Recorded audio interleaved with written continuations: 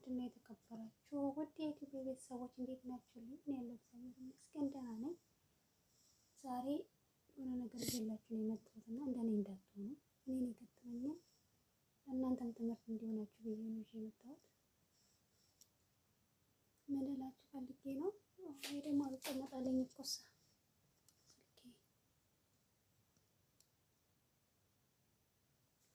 እና ቤተሰቦቼ ምን እላችሁ ፈልጌ ነው እንደኔ እንዳትሆኑ እኔን የገጠመኝ እንዳይገጥማችሁ።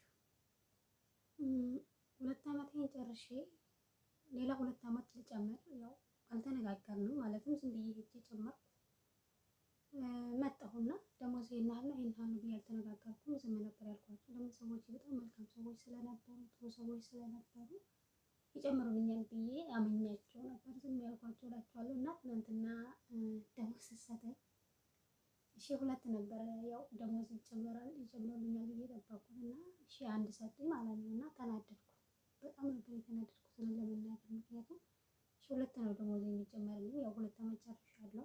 ያው በ2 ዓመት አይደለ ደሞዝ የሚጨመረው ጭማሪ እና 100 ቀንሰው 1